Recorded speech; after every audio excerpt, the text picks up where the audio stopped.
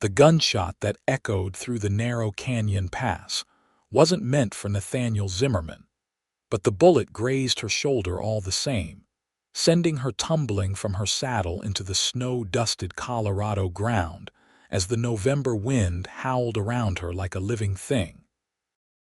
She scrambled behind a boulder, clutching her bleeding arm, her breath coming in ragged gasps as she tried to assess how badly she was hurt and where the hell that shot had come from. Her chestnut mare bolted down the trail, leaving her stranded in the rocky terrain with nothing but her revolver, a small satchel of supplies, and the growing realization that she might die out here in the wilderness, miles from Bonanza.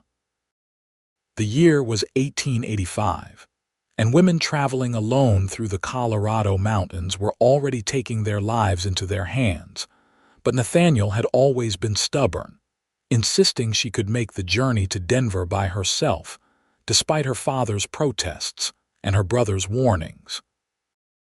Another shot rang out, this one striking the rock inches from her head, sending shards of stone flying. Nathaniel pressed herself flat against the boulder, her heart hammering so hard she could hear it over the wind. She risked a glance around the edge of the rock, trying to spot her attacker, but saw nothing except the gray sky and the sparse pine trees clinging to the mountainside. The snow was falling harder now, thick flakes that obscured her vision and made everything beyond 20 feet look like a white curtain.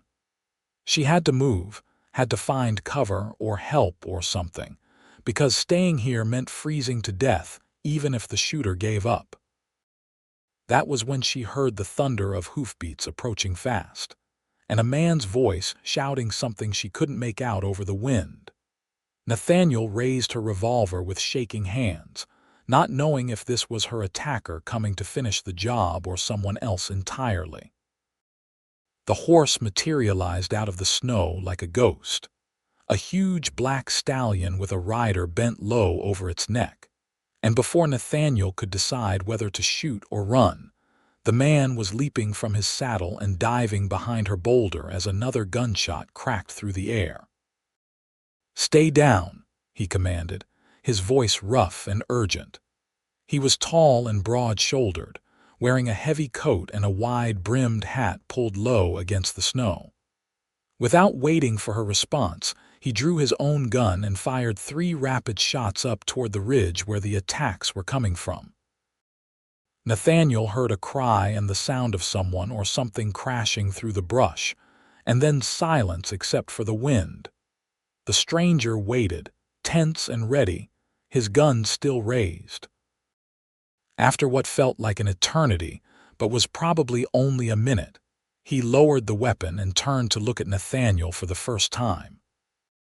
His eyes were a startling shade of blue-gray, like storm clouds, and his face was weathered from sun and wind but handsome in a rugged way, with a strong jaw darkened by several days' worth of stubble. He looked to be in his late 20s, maybe 30 at most. "You're hit," he said, his gaze dropping to her shoulder where blood was seeping through her jacket. "How bad?" "I've had worse," Nathaniel lied, though in truth she'd never been shot before and had no idea if the wound was serious or not. The pain was sharp and hot, radiating down her entire arm. "We need to get you somewhere warm and tend that wound," the man said. He glanced up at the darkening sky, and Nathaniel could see the concern in his eyes. "There's a blizzard coming, a bad one. I've got a line shack about 2 miles from here. Can you ride?" "My horse ran off," Nathaniel said, hating how weak her voice sounded. "You'll ride with me then." It wasn't a question or a suggestion, but a statement of fact. He stood and offered her his hand. "Name's Zachary Coleman. I work the cattle for the Double C Ranch, and I've been tracking that outlaw for 3 days. He's wounded now, so hopefully he'll hole up somewhere and bleed out, but we can't stay here." Nathaniel took his hand and let him pull her to her feet, gritting her teeth against the wave of dizziness that washed over her. "Nathaniel Zimmerman, I was heading to Denver." "Well, Miss Zimmerman, Denver's going to have to wait," Zachary said. He kept a firm grip on her good arm as he led her to his horse. "Right now, we need to focus on keeping you alive through the night." He mounted first, then reached down and hauled Nathaniel up behind him with surprising gentleness considering his obvious strength. She had to wrap her arms around his waist to keep from falling off, pressing against his broad back as he urged the stallion forward into the blowing snow. The movement jarred her wounded shoulder, and she couldn't suppress a gasp of pain. "Hold on tight," Zachary called back to her. "It's not far, but the trail gets rough." Nathaniel did as he said, closing her eyes against the snow and wind as the horse picked its way along what she hoped was actually a trail and not just random mountainside. She could feel the warmth of Zachary's body even through their heavy coats, and she found herself pressing closer, seeking that heat as the temperature continued to drop. The snow was coming down so thick now that she couldn't see anything except white, and she had to trust that this stranger knew where he was going. Time seemed to stretch and blur. Nathaniel's shoulder throbbed with every step the horse took, and she felt blood trickling down her arm, soaking into her shirt. Her fingers were going numb despite her gloves, and her face felt raw from the wind and snow. She started to worry that they'd gotten lost, that they were just riding in circles, but then Zachary was pulling the horse to a stop and saying, "We're here."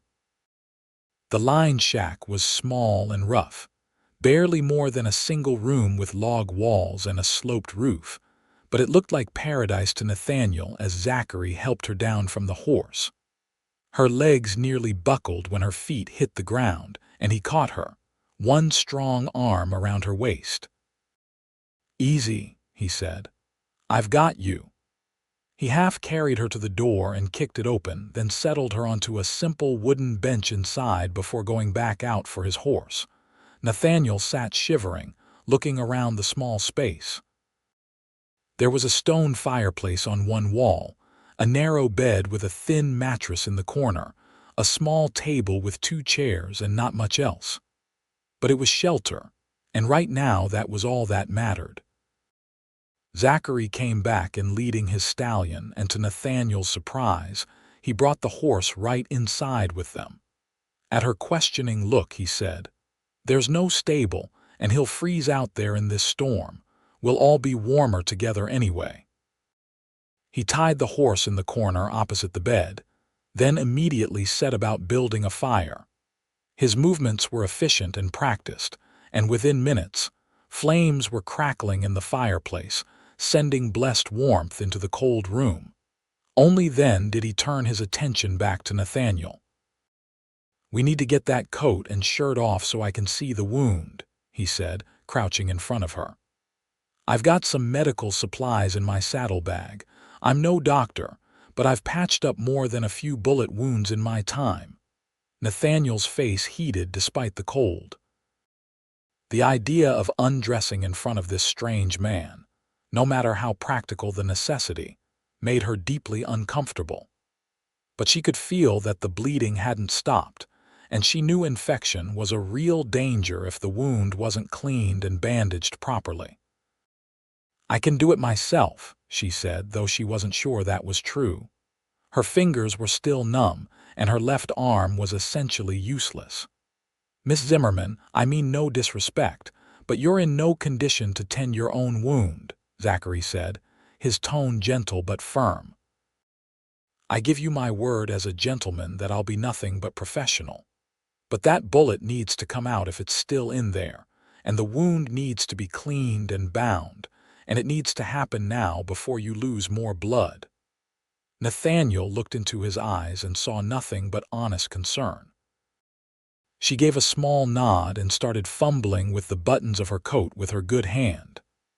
Zachary helped her ease it off, then carefully unbuttoned her shirt. She was wearing a camisole underneath, which provided some modesty, but she still felt exposed and vulnerable as he peeled the blood-soaked fabric away from her shoulder. Good news is the bullet went clean through, Zachary said after examining the wound. Bad news is it made a pretty good hole on the way. I'm going to have to clean it out and it's going to hurt like hell. You might want to bite down on something. He retrieved a leather strap from his saddlebag along with a bottle of whiskey, some clean cloth, and a needle and thread. Nathaniel's stomach turned when she realized he was going to have to stitch the wound closed. She'd sewn plenty of fabric in her life, but the idea of a needle going through her own flesh was nauseating. Here, drink some of this first, Zachary said, offering her the whiskey bottle. It'll help with the pain.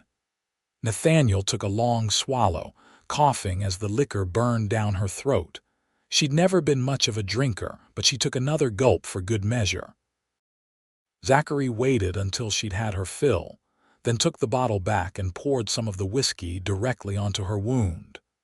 The pain was instantaneous and excruciating. Nathaniel cried out, her back arching, and Zachary pressed a hand firmly against her good shoulder to keep her from jerking away. I know, he murmured.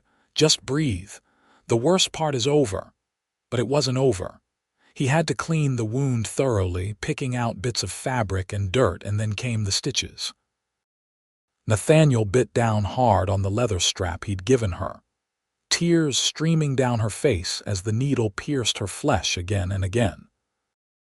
To his credit, Zachary worked as quickly as he could while still being careful, and he kept up a steady stream of quiet, soothing words that helped ground her through the pain. Almost done now. You're doing great, just a few more stitches. There we go, all finished. He bandaged the wound with clean cloth torn from one of his spare shirts, wrapping it securely around her shoulder and across her chest. When he finally sat back, Nathaniel was shaking all over, whether from shock or cold or pain she couldn't tell. Probably all three. Let me get you something warm to wear, Zachary said. He dug through his saddlebag and came up with a thick wool shirt. It'll be too big, but it's clean and dry. He helped her ease into the shirt, his touch careful and impersonal, then wrapped a blanket around her shoulders. You should try to rest. I'm going to make some coffee and see what I've got for food. When did you last eat? Nathaniel had to think about it. This morning. I had some jerky and biscuits. Not enough, Zachary said, shaking his head. He rummaged through his supplies and came up with coffee grounds, some dried beans, and a package of salt pork. It's not fancy, but it'll keep us going. As he worked to prepare the food, Nathaniel found herself watching him. He moved with the easy confidence of a man comfortable in his own skin, someone who'd spent most of his life outdoors and knew how to take care of himself. There was something appealing about that competence, especially in her current vulnerable state. He was handsome, too. She couldn't deny that, with those striking eyes and that strong, capable build.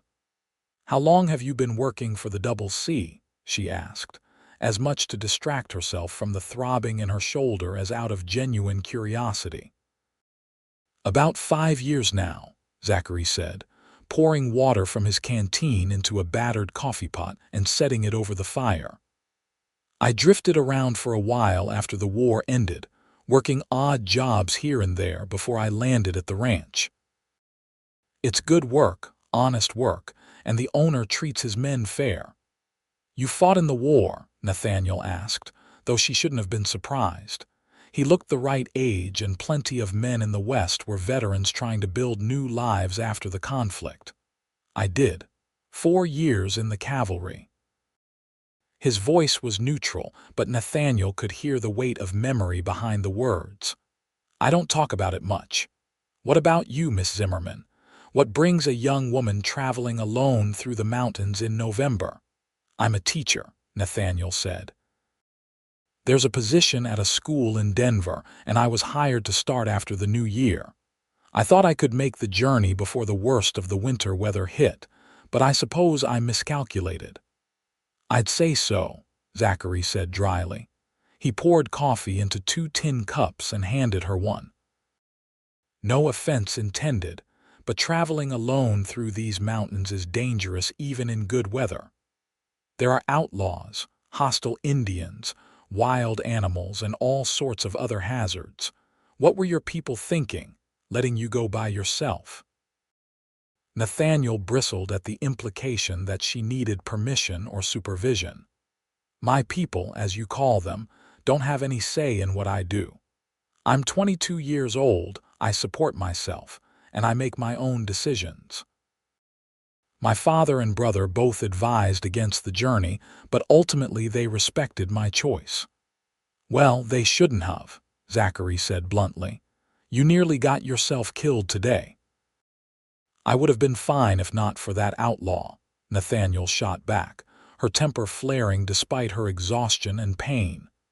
"And you said yourself you'd been tracking him for 3 days. Clearly these mountains aren't safe for anyone, male or female." "Fair point," Zachary conceded. He took a sip of his coffee, regarding her over the rim of his cup with what might have been a hint of amusement. "You've got spirit, I'll give you that. Most women would be hysterical after what you've been through today. I'm not most women. I'm beginning to see that." This time he definitely was almost smiling, just the faintest upward curve at the corner of his mouth. "My apologies if I offended you, Miss Zimmerman. I've spent too much time around cattle and not enough around civilized folk. I've forgotten my manners." Nathaniel felt her anger deflate. He had, after all, quite probably saved her life and was now sharing his shelter and supplies with her. "I'm sorry, too. I shouldn't have snapped at you. You've been nothing but kind, and I'm grateful, truly." They fell into a companionable silence as they drank their coffee and waited for the beans to cook. Outside, the wind howled and rattled the shutters, and Nathaniel could hear the hiss of snow hitting the windows. The temperature was dropping rapidly, and even with the fire blazing, the small shack was barely warm enough to be comfortable. She pulled the blanket tighter around herself and edged closer to the fireplace. "It's going to be a bad one," Zachary said, following her gaze to the window. "We might be stuck here for a few days." "A few days," Nathaniel repeated, dismayed. "But I need to get to Denver. I'm supposed to meet with the school board, find lodging, get settled before I start teaching." "And you will, just not right away." Zachary's tone was matter-of-fact. "Miss Zimmerman, I've lived in these mountains for 5 years. I know what a real Colorado blizzard looks like, and this is going to be one for the record books. The snow is going to pile up 3, maybe 4 feet deep. The wind is going to make travel impossible even if the snow doesn't. Our only option is to wait it out." The reality of her situation was beginning to sink in.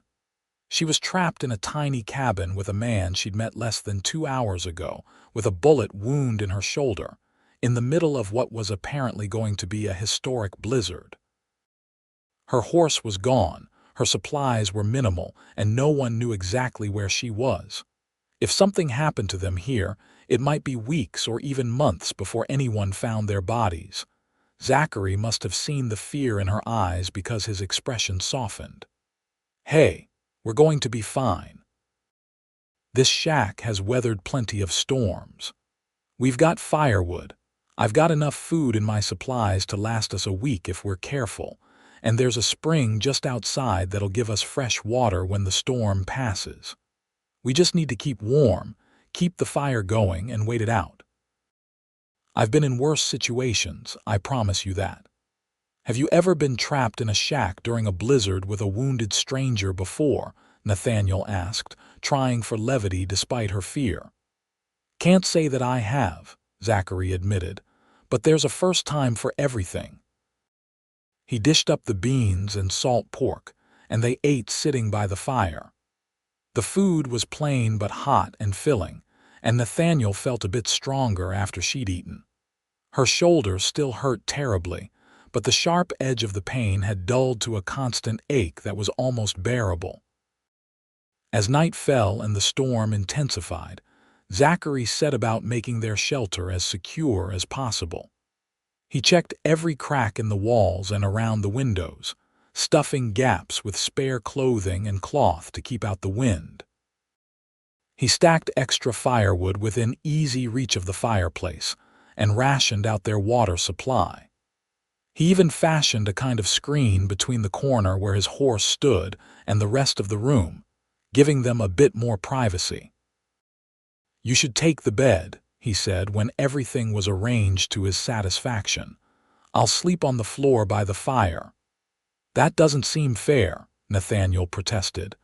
"You're the one who saved my life and brought me here. I can sleep on the floor." "You're injured and you need proper rest to heal," Zachary said firmly. "Besides, I've slept on the ground more nights than I can count. A wood floor in a warm cabin is practically luxury." Nathaniel was too tired and sore to argue further. She made her way to the narrow bed and lay down carefully on her good side, pulling the thin blanket over herself. It wasn't very comfortable, and she could feel the cold radiating from the log wall just inches away, but it was better than the floor. She watched Zachary spread his bedroll near the fireplace and stretch out, using his saddle as a pillow. "Zachary," she said quietly. "Yes, thank you for everything. I know I haven't been very gracious, but I do appreciate what you've done for me." "You're welcome, Miss Zimmerman. Now get some sleep. You need it." But sleep was elusive. Every time Nathaniel started to drift off, she'd shift in her sleep and jar her wounded shoulder, jerking back awake with a gasp of pain. The wind was so loud it sounded like the cabin was going to tear apart. She could hear the horse shifting and snorting nervously in the corner. Her mind raced with worry about her family, her job, her future. What if the wound got infected? What if the storm lasted so long they ran out of food? What if that outlaw came back? "Can't sleep." Zachary's voice came out of the darkness. "No, I'm sorry, I don't mean to keep you awake." "You're not. I've been lying here listening to you try not to groan every time you move." There was a rustling sound, and then Zachary's silhouette appeared in the firelight. "The pain's bad, isn't it?" "It's manageable," Nathaniel lied. "You're a terrible liar." He disappeared for a moment, then returned with the whiskey bottle.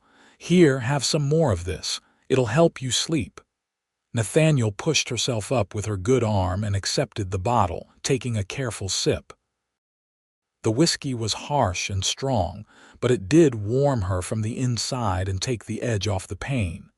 She took another swallow, then handed it back to Zachary. "My mother used to make a tea from willow bark when any of us kids were hurting," she said. "I wish I had some of that now."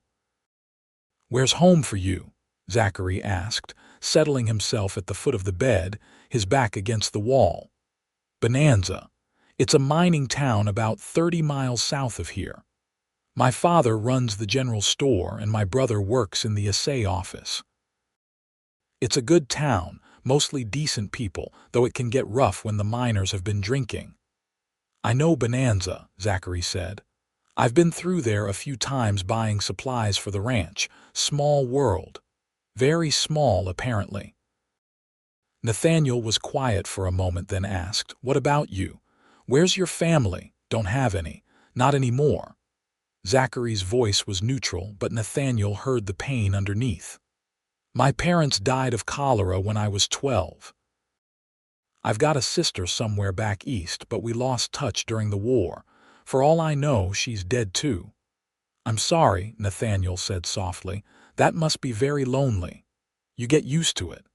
He paused, then continued, "The men at the ranch, they're the closest thing I have to family now. We look out for each other. It's not the same as blood kin, but it's something." They talked quietly for a while longer, sharing stories about their lives, their dreams, their fears. Nathaniel learned that Zachary hoped to save enough money to buy his own small ranch someday, a place where he could raise horses. Zachary learned that Nathaniel had always wanted to teach, that she loved books and learning and believed education was the key to a better future. The whiskey loosened their tongues and lowered their guards, and by the time Nathaniel finally drifted off to sleep, she felt like she'd known Zachary Coleman for far longer than just a few hours. She woke in the gray light of dawn to find snow piled up against the windows and the wind still howling outside. Zachary was already awake, feeding more wood to the fire and preparing coffee. Her shoulder was stiff and sore, but when she carefully probed the bandage, it didn't feel hot or swollen, which she took as a good sign. "How are you feeling?" Zachary asked, bringing her a cup of coffee. "Like I got shot," Nathaniel said, managing a weak smile, "but alive thanks to you." "Let me check your wound after you've had some coffee," he said. "I want to make sure there's no infection setting in." The examination was less painful than the initial treatment had been, though it still made Nathaniel grit her teeth. Zachary cleaned the wound again with whiskey and changed the bandage, his hands gentle and sure. "It looks good," he pronounced. "No sign of infection. You're healing well." The day passed slowly. The storm showed no signs of letting up, and they were well and truly trapped. Zachary made several trips to the door to dig away the snow that kept accumulating, making sure they could get out in case of emergency. He brought in buckets of snow to melt for water, since getting to the spring was impossible in the blizzard. Nathaniel tried to make herself useful despite her injury, tidying up the small space and preparing their simple meals.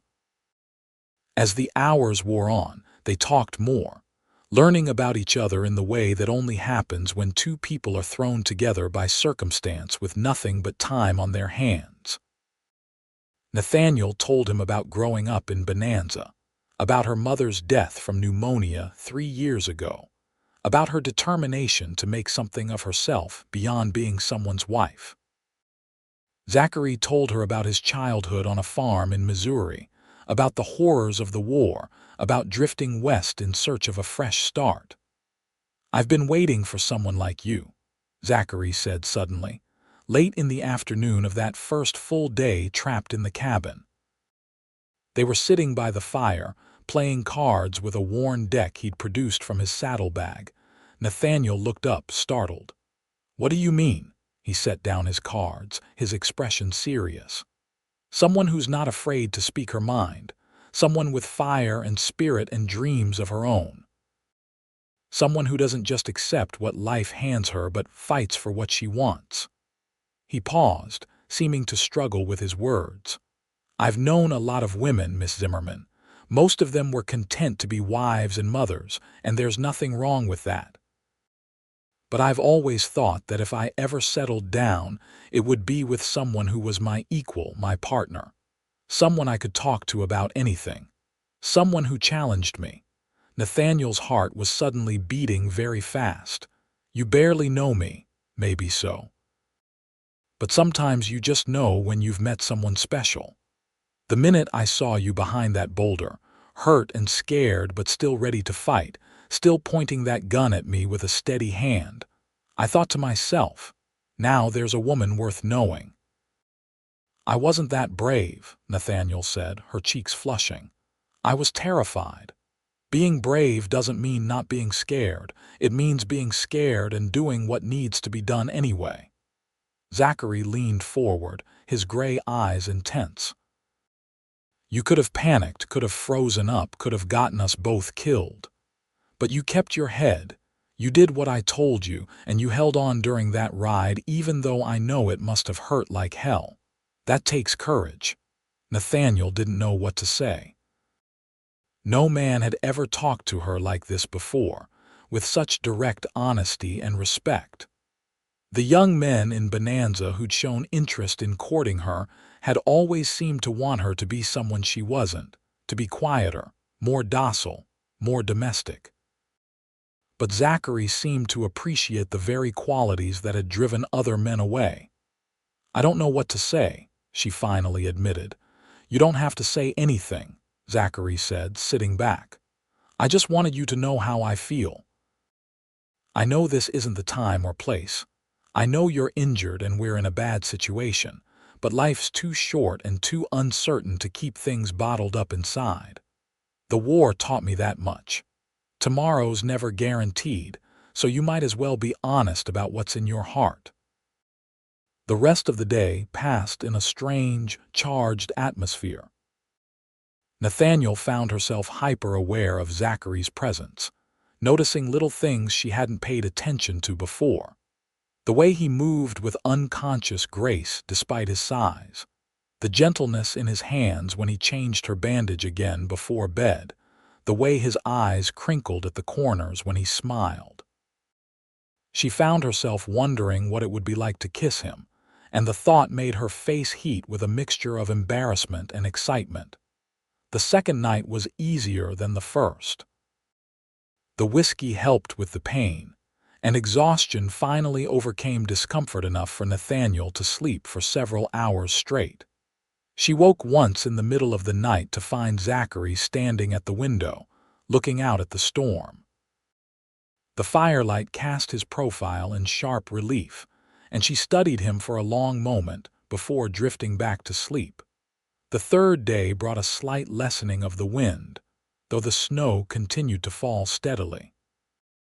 Zachary managed to dig his way to the spring and bring back fresh water, returning half frozen and covered in snow.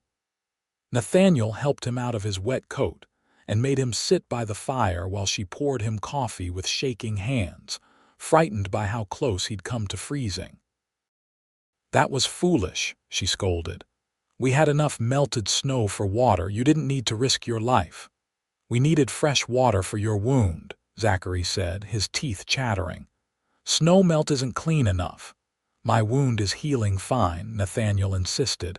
"It's not worth you dying for." "You're worth it," Zachary said simply, and the look in his eyes made Nathaniel's breath catch. That evening, as they ate their beans and salt pork, Nathaniel found herself asking the question that had been on her mind since he'd made his declaration the day before. "Zachary, what do you expect from me? I mean, after we get out of here. I have a job waiting in Denver, a new life I've planned. I can't just give that up." "I wouldn't ask you to," Zachary said immediately. "I meant what I said about wanting a partner, someone with her own dreams and ambitions. If you want to teach in Denver, then you should teach in Denver. I'd never try to stop you from doing what makes you happy. But the Double C Ranch is here, and Denver is 40 miles away. How would that even work?" "I don't know," Zachary admitted. "Maybe it wouldn't. Maybe once we get out of here and go back to our regular lives, these feelings will fade. Maybe you'll realize you don't want anything to do with some rough cowboy who smells like cattle and has no education to speak of. But maybe not. Maybe we'll find a way to make it work. I'm willing to try if you are." Nathaniel looked at him for a long moment, this man who had burst into her life so unexpectedly. Everything about this situation should have frightened her. She was trapped in close quarters with a near stranger, isolated and vulnerable. But she didn't feel afraid, not of him. She felt something else entirely, something warm and thrilling and terrifying in its intensity. "I think I'd like to try," she said quietly.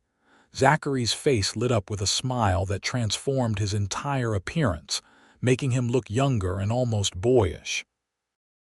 Yeah, Nathaniel found herself smiling back. "Though I should warn you, I'm stubborn and opinionated and I don't take kindly to being told what to do." "Good," Zachary said. "Life would be boring otherwise." He moved to sit beside her on the floor by the fire, close enough that their shoulders almost touched. Nathaniel could feel the warmth radiating from his body, could smell the combination of wood smoke and leather, and something uniquely him. Her heart was racing, and when he reached out to tuck a strand of hair behind her ear, she had to resist the urge to lean into his touch. "Can I kiss you?" Zachary asked, his voice low. Nathaniel nodded, not trusting her voice. Zachary cupped her face gently with one calloused hand and leaned in slowly, giving her every opportunity to pull away. When his lips met hers, it was soft and sweet and questioning, nothing forceful or demanding. Nathaniel's eyes fluttered closed and she kissed him back, her good hand coming up to rest on his chest where she could feel his heart beating as fast as her own. When they finally broke apart, both of them were breathing hard. Zachary rested his forehead against hers, his thumb stroking her cheek. "I've been wanting to do that since yesterday," he admitted. "I'm glad you did," Nathaniel said. She was surprised by her own boldness, but it felt right, felt true. For the first time in her life, she was following her heart instead of her head, and it was both exhilarating and terrifying. They stayed up late that night, talking and kissing and simply being close to each other. Zachary told her stories about his adventures as a cowboy, the time he'd been chased by a bear, the time he'd won $200 in a poker game, the time he'd had to swim his horse across a flooding river. Nathaniel told him about her favorite books, about her dreams of starting a lending library someday, about the essay she'd written that had convinced the Denver school board to hire her despite her lack of formal training. When exhaustion finally drove them to their separate sleeping places, Nathaniel lay awake for a long time, her fingers touching her lips where Zachary had kissed her. Everything was happening so fast, too fast really, but she couldn't bring herself to regret it. There was something about extreme circumstances that stripped away all the usual social niceties and pretenses. Out here in this tiny cabin with a blizzard raging outside, they could be completely honest with each other in a way that might not have been possible in normal society. The fourth day brought the first real break in the weather. The snow stopped falling around midday, and though the wind continued, it had lost its vicious edge. Zachary dug his way to the door and managed to open it, revealing a world transformed into a white wilderness. Snow was piled in enormous drifts, some of them taller than a man. The trees were bent under the weight of snow and ice, and several had snapped under the strain. "We'll be able to leave tomorrow if the weather holds," Zachary said, studying the sky. "It'll be slow going, but the horse can manage it." Nathaniel should have been relieved, but instead she felt a strange sense of loss. Once they left this cabin, their little bubble would burst. They'd have to return to the real world with all its complications and responsibilities. Would what they'd found here survive that transition? Zachary seemed to read her thoughts. He came to stand behind her at the door, wrapping his arms around her waist and pulling her back against his chest. "Whatever happens, we'll figure it out together," he murmured into her hair. "I promise you that." That night, as they shared what might be their last evening alone together, Zachary told her more about his hopes for the future. "I've got about $3,000 saved up," he said. "Another year or two of work, and I'll have enough to buy a small piece of land and some horses to start breeding. Not anything fancy, just enough to support myself and maybe a family someday." "Have you picked out a place?" Nathaniel asked. "There's a valley about 10 miles from the double C that I've had my eye on. Good grazing, a creek running through it, enough timber for building. The land's available, just waiting for someone with the money to buy it." He looked at her seriously. "It'd be a hard life, at least at first. Building a house, establishing a herd, breaking horses to sell. Long hours and plenty of backbreaking work. But it'd be ours, you know. Our own place where we answer to no one but ourselves." "Tell me more," Nathaniel said, and he did, painting a picture of a simple but honest life, of a small ranch house with a view of the mountains, of horses running free in green pastures, of children playing in the yard. As he talked, Nathaniel found herself wanting that future too, even though it was so different from what she'd planned. The teaching position in Denver had seemed like everything she wanted, but now she found herself questioning whether a job was really worth giving up what she might have with Zachary. "What if I came back here instead of going to Denver?" she asked suddenly. Zachary stopped mid-sentence, staring at her. What? I mean, Denver has plenty of teachers, but Bonanza's school is desperate for a good teacher. The last one left after 3 months because the miners' children were too rowdy. I could teach there just as well as in Denver, maybe better since I already know the town. Nathaniel, I don't want you giving up your dreams for me, Zachary said, though she could see the hope in his eyes. You were so excited about that position in Denver. I'm not giving up my dreams, Nathaniel said, realizing as she spoke that it was true. I'm changing them. There's a difference. Teaching is what I want to do, but it doesn't have to be in Denver specifically. And the truth is, I'd be closer to my father and brother in Bonanza, which would be good for all of us. My father's been lonely since my mother died, and my brother's wife just had their first baby. I'd like to be around to watch my niece grow up. And me? Zachary asked quietly. How much of this decision is about me? A lot of it, Nathaniel admitted. Maybe most of it, if I'm being honest. But is that so wrong? You said yourself that life's too short to let chances pass you by. I could go to Denver and have a perfectly fine life teaching school. Or I could stay here and build something real with you. Maybe it won't work out. Maybe in 6 months we'll realize this was all just intensity from being trapped together. But what if it's not? What if this is the real thing, and I throw it away because I'm too cautious to take a risk? Zachary pulled her close, kissing her with a passion that made her knees weak. When he finally released her, his eyes were bright with emotion. If you're sure, if this is really what you want, then I swear I'll spend the rest of my life making sure you never regret it. I'm sure, Nathaniel said. I've never been more sure of anything. They left the cabin the next morning, venturing out into a world of blinding white snow and brilliant blue sky. The horse struggled through the deep drifts, and the journey that had taken less than an hour on the way there stretched into half a day on the return. But Nathaniel didn't mind. She sat behind Zachary on the horse, her arms wrapped around his waist, her cheek resting against his back, and felt utterly content despite the cold and the difficulty of travel. They stopped at the ranch first so Zachary could report to his boss and assure everyone he was alive. The ranch hands crowded around, slapping him on the back and exclaiming over Nathaniel's wound.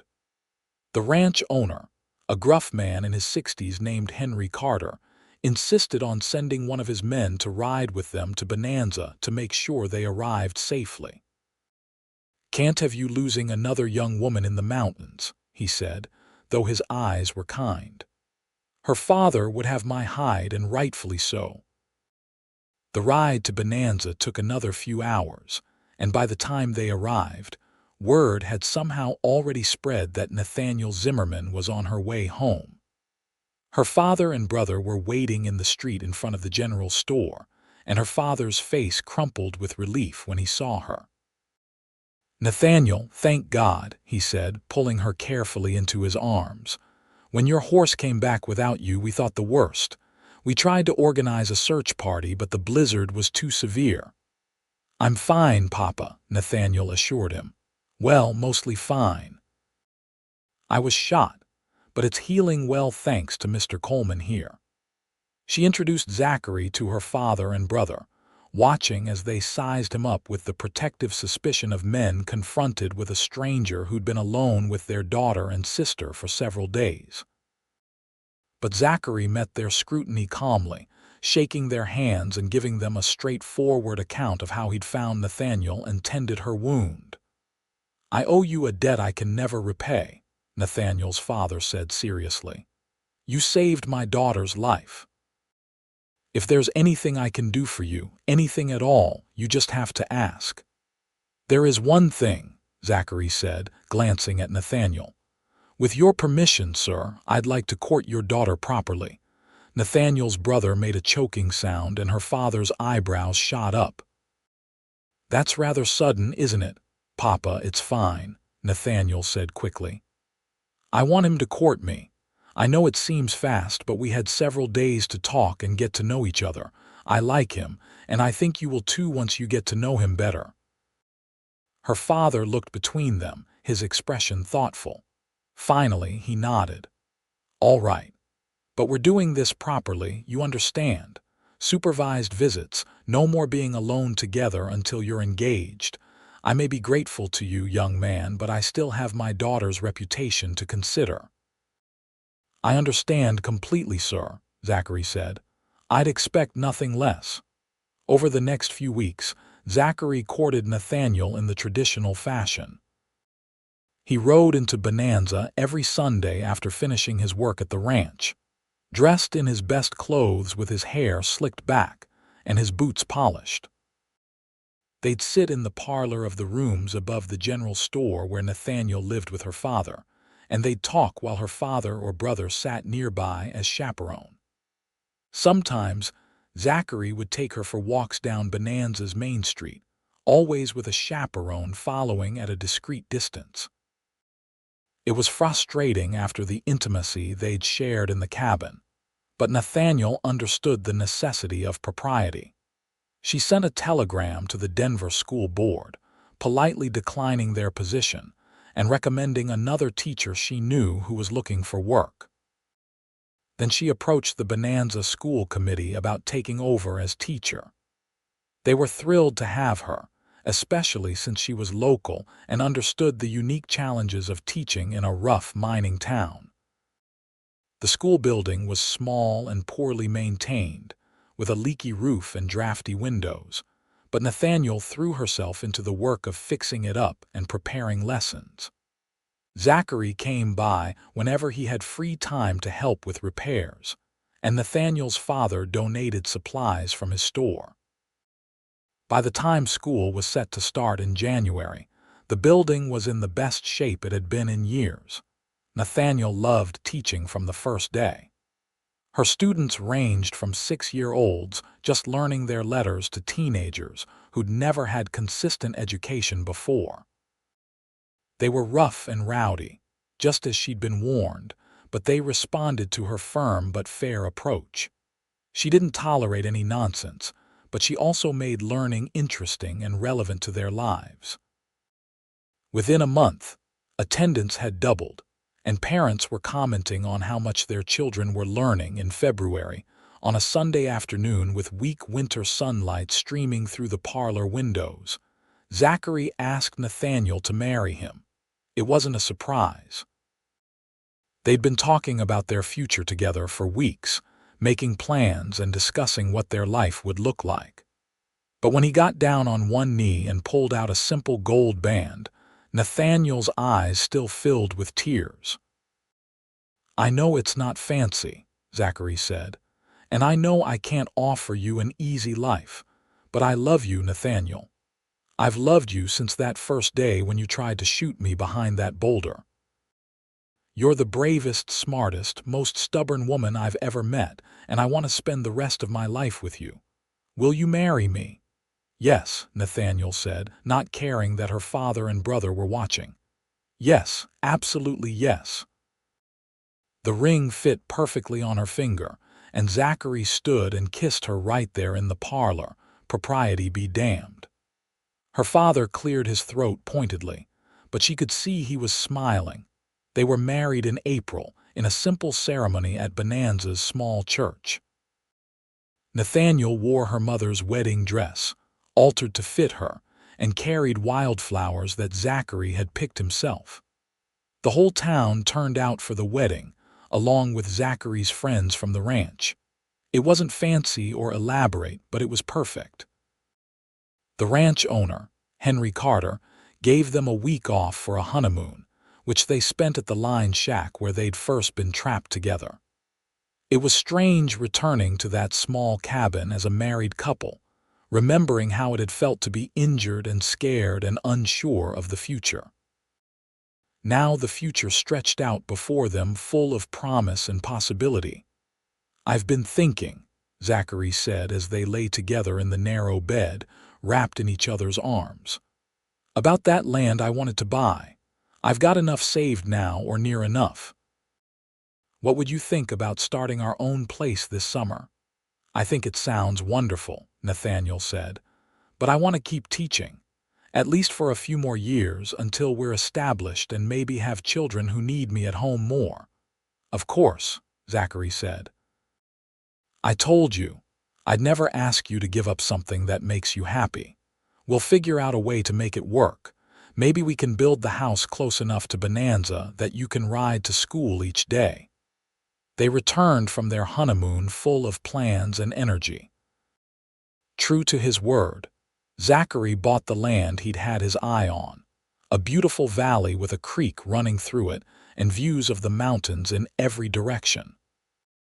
He spent his evenings and days off that spring and summer building a small but sturdy house, with help from his friends at the ranch and Nathaniel's father and brother. Nathaniel continued teaching, but she spent her weekends at the building site, helping however she could despite not knowing much about construction. By August, the house was finished enough to live in, though there was still work to be done on the barn and outbuildings. Nathaniel and Zachary moved in with a sense of triumph and excitement. It was their own place, built with their own hands and sweat. The house had 2 bedrooms, a main room that served as kitchen and living space, and even glass windows, which was a luxury. The furniture was simple and mostly handmade, but it was clean and comfortable. Nathaniel continued teaching at the Bonanza School, riding the 6 miles there and back each day on a gentle mare that Zachary had trained specifically for her. He started his horse breeding operation, beginning with just 3 mares and 1 stallion, but with plans to expand as resources allowed. The work was hard and the hours were long, but they were building something together, and that made all the difference. In December, almost exactly a year after they'd been trapped together in the blizzard, Nathaniel discovered she was pregnant. She told Zachary one evening after dinner, watching his face carefully for his reaction. His eyes widened, then filled with such joy and wonder that she knew everything was going to be all right. "A baby," he said, his hand moving reverently to her still flat stomach. "We're going to have a baby." "Are you happy?" Nathaniel asked, though she could see that he was. "Happy doesn't begin to cover it," Zachary said. He pulled her into his arms, holding her close. "I never thought I'd have this, you know. A wife, a home, a family. After the war, I figured I was too damaged, too rough around the edges for any decent woman to want me. And then you came into my life and everything changed." "You changed my life too," Nathaniel said softly. "Before I met you, I thought I had to choose between being independent and being loved, but you showed me I could have both." Their son was born in July of 1887, a healthy baby boy with his father's gray eyes and his mother's dark hair. They named him Matthew, after Zachary's father. Nathaniel took a break from teaching that fall to care for the baby, but by the following spring, she was back in the classroom with Matthew spending his days with his grandfather at the general store. The years that followed were full and rich, marked by both challenges and triumphs. The ranch slowly grew and prospered. Zachary's horses developed a reputation for quality, and he had more orders than he could fill. They added on to the house, building a proper parlor and a 3rd bedroom. Nathaniel continued teaching, becoming a fixture in Bonanza's educational landscape. She started the lending library she'd always dreamed of, stocking it with books bought with money she'd saved from her teaching salary. In 1889, they had a daughter, Sarah, who was stubborn and headstrong from the day she was born. 2 years later came another son, James, who was quieter and more thoughtful than his siblings. Nathaniel finally stopped teaching when James was born, feeling that 3 children and a ranch demanded all her time and attention, but she never regretted her years in the classroom. Life wasn't always easy. There were droughts that killed the grass and made water scarce. There were hard winters when they had to break ice on the creek every morning so the horses could drink. There were illnesses and injuries, including a terrible scare when Matthew was 8 and came down with a fever that left him bedridden for 2 weeks. There were disagreements and arguments because two strong-willed people living together inevitably clashed sometimes. But through it all, Nathaniel and Zachary remained deeply in love. They never forgot those days trapped together in the blizzard when they'd first discovered each other. Every year on the anniversary of the day they'd met, they'd ride out to the old line shack and spend the night there, just the two of them, remembering and reconnecting. "I still can't believe you came into my life," Zachary would say, holding her close in the narrow bed that seemed even smaller now than it had 15 years ago. "Some days I think I must have frozen to death in that blizzard, and this whole life is just a dream." "If it's a dream, it's one we're both having," Nathaniel would reply. "And I never want to wake up." The children grew up strong and healthy, learning to ride before they could walk, helping with the ranch work as soon as they were old enough. Matthew inherited his father's way with horses and his mother's sharp mind. Sarah was fiercely independent and announced at age 12 that she wanted to be a veterinarian, a goal her parents supported despite it being an unusual ambition for a girl. James was quieter but equally determined, fascinated by books and learning in a way that reminded Zachary of Nathaniel. In 1895, when Nathaniel was 33 and Zachary was 35, they expanded the ranch again, buying the adjacent property when it came up for sale. They now had over 300 acres and a herd of 30 horses, with plans to breed cattle as well. It was more than Zachary had ever dreamed possible when he was a lonely cowboy working for someone else's ranch. One evening in late fall, as they sat on the porch of their house watching the sun set over the mountains, Nathaniel rested her head on Zachary's shoulder and said, "I was thinking about that day in the blizzard, how scared I was, how much pain I was in. I thought I was going to die out there in the snow. But you didn't," Zachary said, his arm tightening around her. "You survived and you found me, or I found you, however you want to look at it." "I'm glad that outlaw shot at me," Nathaniel said. Zachary laughed.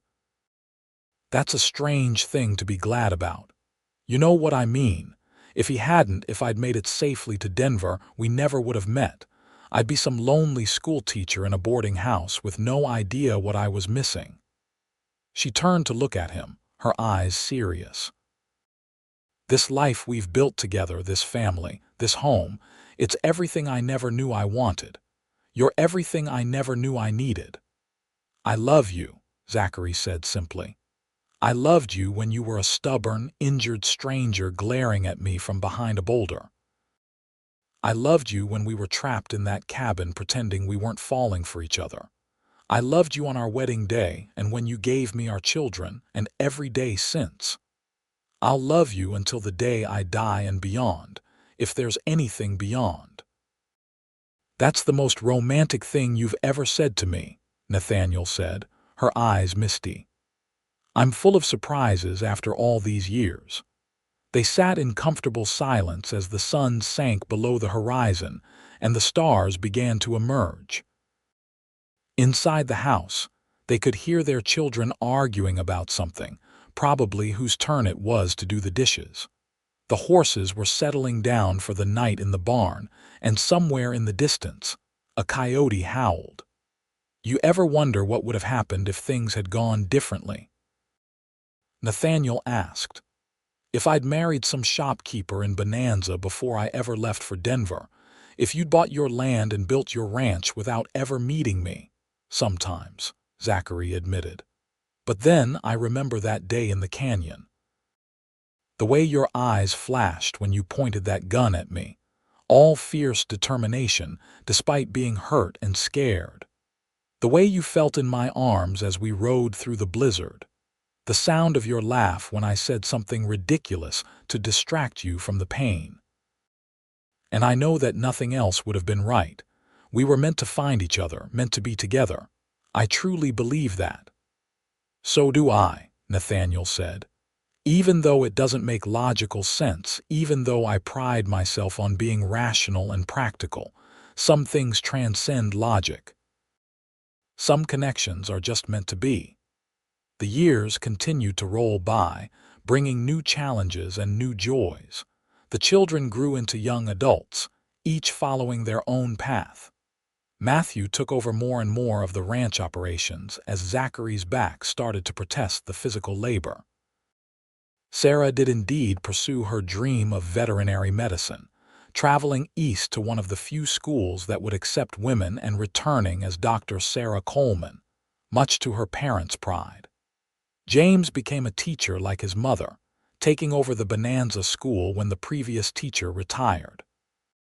Nathaniel and Zachary grew old together, their hair turning gray, their faces lining with the marks of a life well lived. They celebrated their 25th wedding anniversary in 1911, surrounded by their children, their 5 grandchildren, and half the town of Bonanza.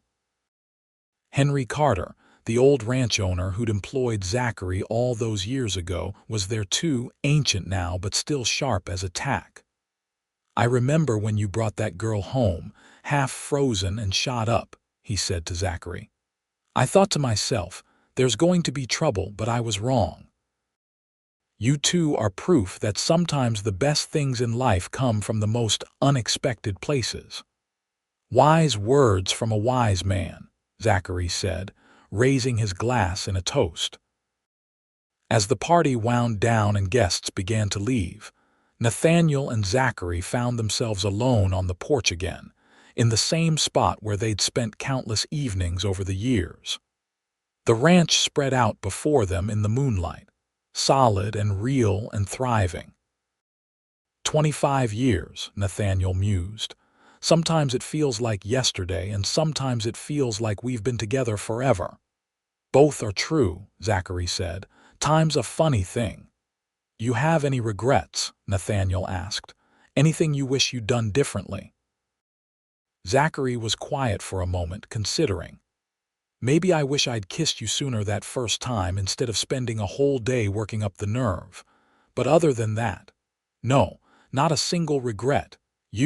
"None," Nathaniel said firmly. "Not teaching in Denver, not giving up my plans, nothing. Every choice I made led me here, to this life with you, and I wouldn't change a moment of it." They sat together in comfortable silence, two people who'd learned each other so well over the years that words were often unnecessary. The house behind them was full of love and laughter. The land around them was prosperous and beautiful. And the future, while uncertain as always, held the promise of more years together. "I've been waiting for someone like you," Zachary said softly, echoing the words he'd spoken so many years ago in a tiny cabin during a blizzard. "And I've been waiting for you," Nathaniel replied. "I just didn't know it until you saved my life that day." "We saved each other," Zachary corrected. "You saved me just as much as I saved you.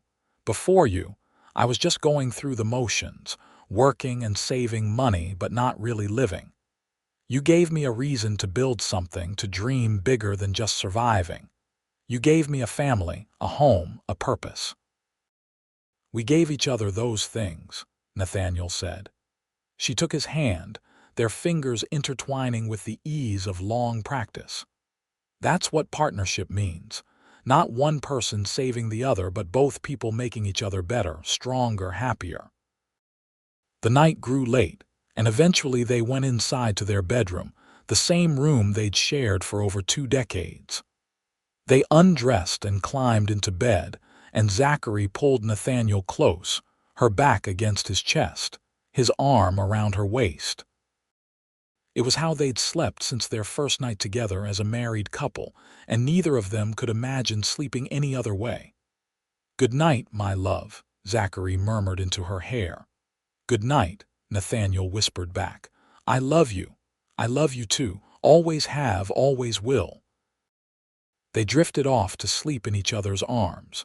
Two people who'd found each other against all odds and built a life that exceeded their wildest dreams. Outside, the wind whispered through the valley, gentler than that long-ago blizzard but carrying echoes of it nonetheless. The horses shifted in their stalls, the creek burbled its endless song, and the mountains stood eternal and unchanging against the starry sky. The years continued their inexorable march. Zachary and Nathaniel's love never wavered, never diminished, even as their bodies grew frailer and their steps slower. They celebrated their 30th anniversary, then their 35th. The ranch continued to prosper under Matthew's capable management. Sarah's veterinary practice became renowned throughout Colorado. James's school won awards for its innovative teaching methods, inspired by his mother's example. In the spring of 1916, when Nathaniel was 54 and Zachary was 56, they took one last trip to the old line shack. It was harder now, the ride taking longer, their aging bodies protesting the journey. But it was important to them, this annual pilgrimage to the place where their story had truly begun. The shack was still standing, though it was in rougher shape than it had been 31 years ago. The roof sagged in places, and the door hung crooked on its hinges. But the fireplace still worked, and when Zachary built a fire, the small space filled with warmth and dancing shadows, just as it had that first time. "It's smaller than I remember," Nathaniel said, looking around with a nostalgic smile. "We're bigger than we were," Zachary pointed out. "Both literally and figuratively. We've grown into ourselves over the years." They spread out blankets on the floor since the old bed had long since collapsed, and they lay together by the firelight, talking about everything and nothing, remembering their past and dreaming about their future, however much of it remained. "If I could go back and tell my 22-year-old self what was coming," Nathaniel said, "I'm not sure she'd believe me. All of this, everything we've built and experienced, it's beyond what I ever imagined possible." "Would you tell her?" Zachary asked. "If you could go back, would you warn her about the blizzard, tell her to stay in Bonanza?" "Never," Nathaniel said emphatically. "Not for a single second, because that would mean missing out on this, on us, on everything we've shared.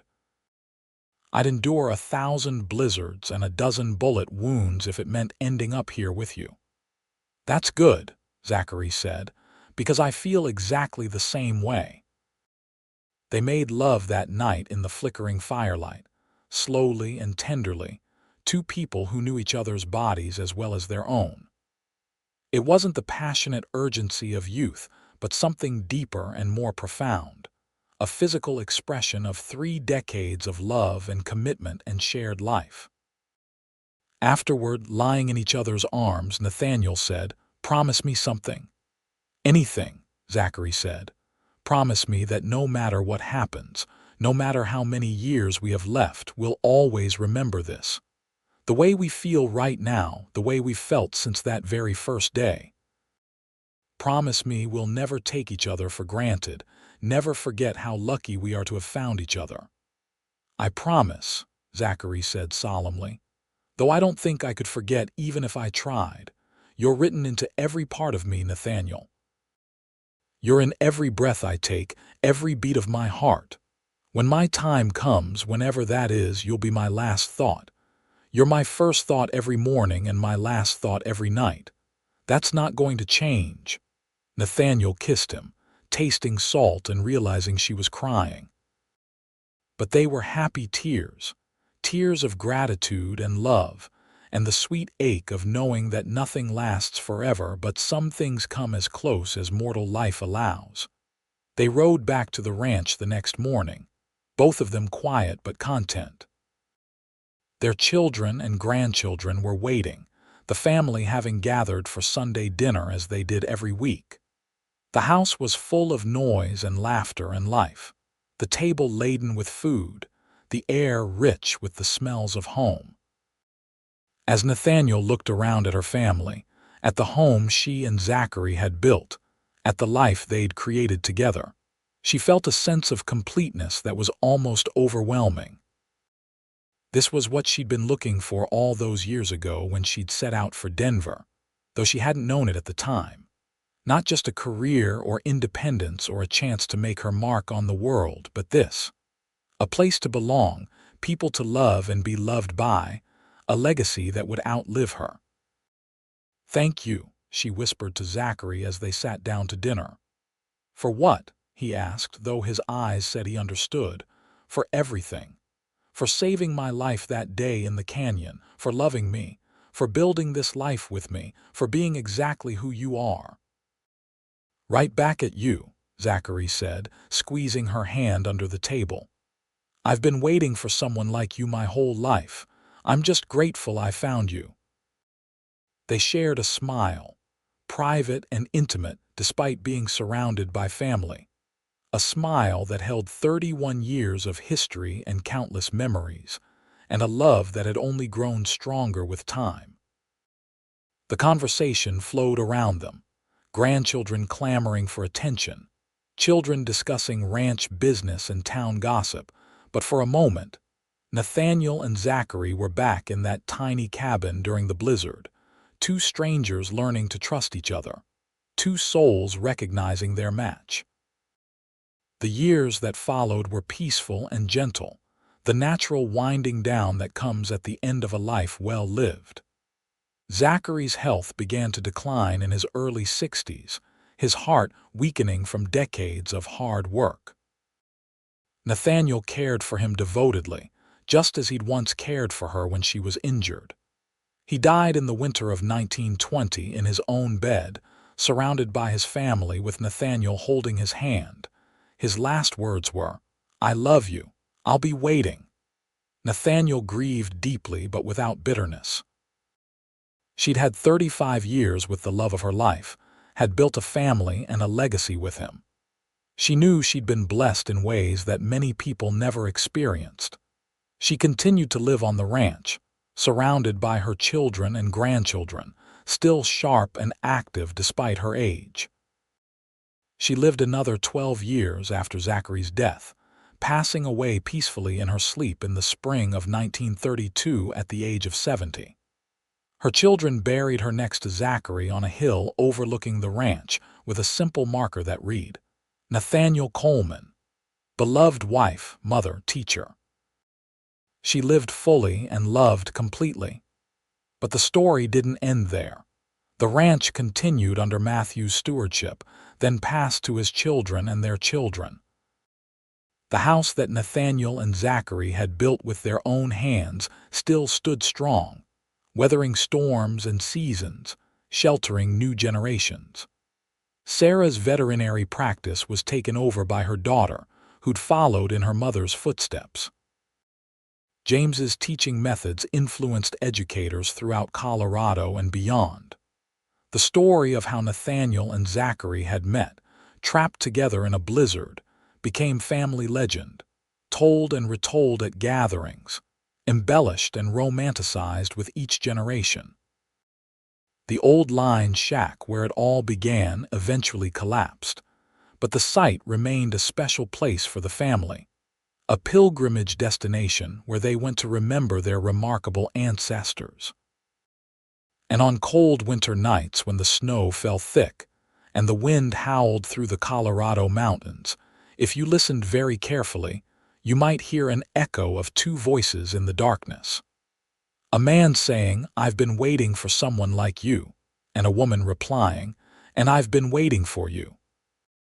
Whispers carried on the wind, a love story that refused to be forgotten, a testament to the power of two people finding each other against all odds and building something that would last far beyond their mortal years. Because that's what real love does. It endures. It persists. It leaves a mark on the world that can never be erased. And the love between Nathaniel Zimmerman and Zachary Coleman was as real as the mountains that surrounded their ranch, as enduring as the creek that ran through their land, as eternal as the Colorado sky that stretched above them all those years. Their story began with a gunshot and a blizzard, two strangers thrown together by circumstance and fate. It grew into something beautiful and lasting, a partnership built on mutual respect and admiration, and a love so deep it transformed both of their lives. It ended, as all mortal stories must, with death and grief and the inevitable passage of time. But in another sense, it never ended at all. It lived on in their children and grandchildren, in the ranch they'd built, in the lives they'd touched, in the love they'd shared.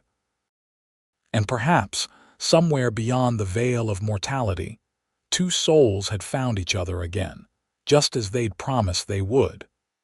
Perhaps in some other realm, Zachary was waiting for Nathaniel, just as he'd said he would be.